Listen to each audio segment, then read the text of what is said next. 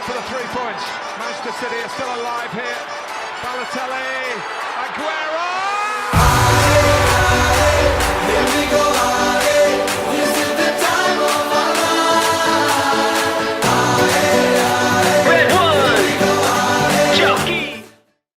The dream of every budding rugby player is to don the Kenya national rugby team Shujaa jersey, whether it be for the 15th or the 7th side. And they've found the quickest play. Aside from that, most of these young players want to play their trade for top-tier clubs, Kabras Sugar, KCB, just to name a few, alongside following in the footsteps of icons and legends such as Colin Singera, who holds the second place for number of tries scored on the World Rugby 7 Series, 250. 250 tries for that man, Collins Injera.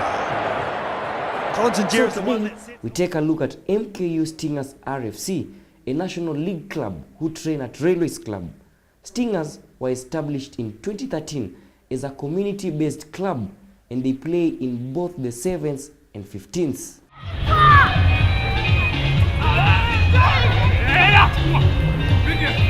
The club founder, Hansel Omido, who is a lawyer by profession, explains the reason for the formation of the club. It was just a social club, play social rugby, have fun, and because you see at times you get into your career and you don't have time to play competitive rugby. But then over the season or over the time, things change. And I realized that it's something that can help the community. So right now, we have ventured into, as a team, together with the patrons and other officials, we've gone into the grassroots to try and get young players who are in need of an education, young players who usually stay at home without doing anything, but they are able, right, but they can't afford to pay tuition fee for campus education. So most of the time we try and get them a platform from our team. So we met them, mentor them, build them as rugby players. Most of the time big teams come and take players from us, so we are more of a feeder team. Once they go to bigger clubs, they get opportunities to go and learn. Others get an opportunity to go and play for the national team. For such a lower tier club, they are blessed to have a prestigious and experienced head coach, Ronald Gideon Okoth. I'm a World Rugby educator. I've coached Kenyan under 19. I'm a teacher by profession, and I also coach a lot of high school, and I'm also the coach for administration police, which is part of the work that I'm doing for Kenya Rugby Union. So this is part of our development clubs that I'm doing for the youth.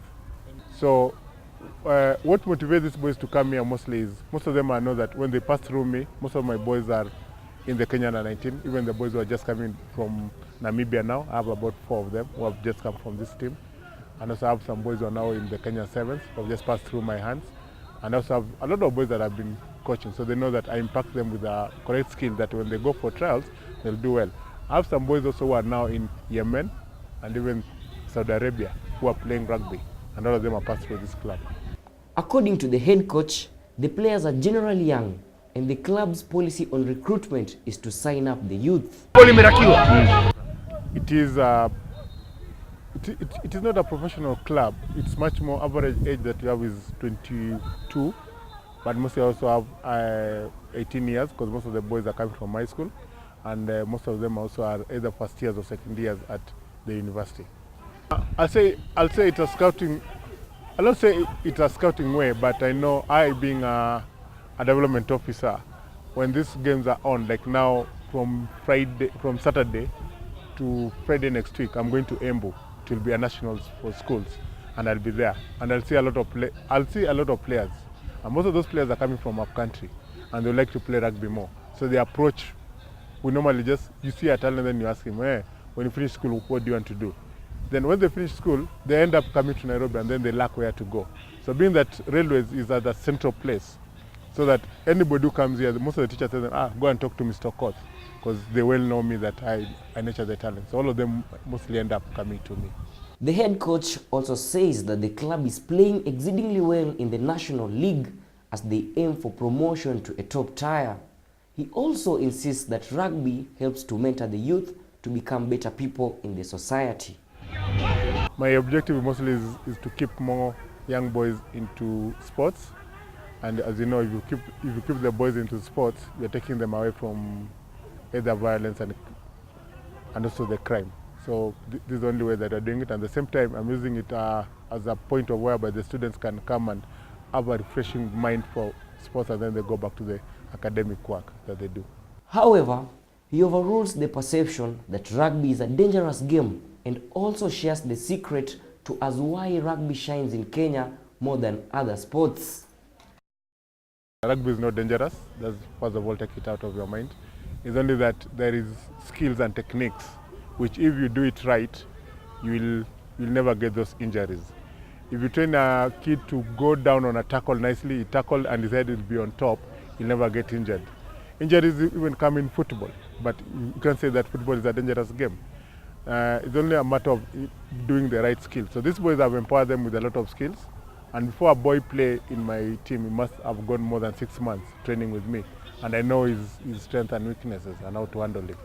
Meanwhile, club captain Cecil Ambalwa has hailed the morale within the team. After matches ziko on Saturday, tunakuwa na team bonding, tunaenda place, tunajuana, tuna have fun, tunapiga ma jokes. Yeah, at least kila mtu ajue mwenzake anaishi wapi. Nonetheless, like every aspiring club, challenges are enormous according to the head coach. Most of the challenges that I face, especially dealing with this kind of a place, is I get a lot of players. Some of the players are either from different professions. Some are even from rehab and everything, because this place is central and is open. So to mold them back and to keep them back, to sustain them into this thing is what is the problem. Yes, kids can walk from Kibera up to here for a training session, but now when going back at home, you even ask for fare. So I don't have any other sports, but I have to use my own money to motivate them to go back. Key challenge is how to sustain the boys into these things, how to sustain the players into this thing. Because the players are willing to play. You can get a boy who have come to tarmac in Nairobi town, but you just see this rugby is here. Then you come and play, then you tell the coach, you know what, I'd come to look for a job, but I didn't get a job, but I feel motivated by playing rugby. Then after playing rugby, will you give me fare? So those are kind of challenges that I do have a lot.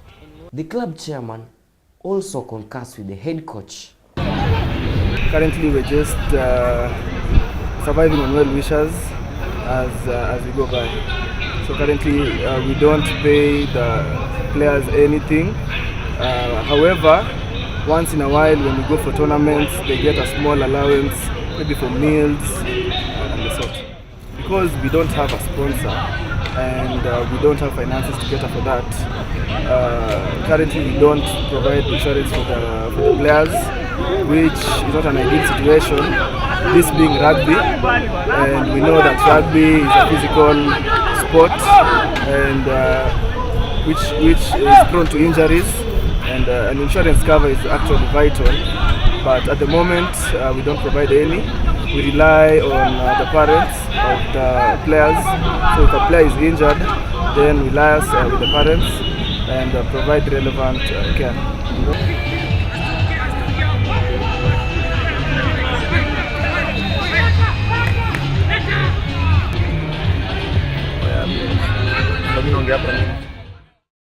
Rooney goals enough for the 3 points. Manchester City are still alive here. Balotelli, Aguero.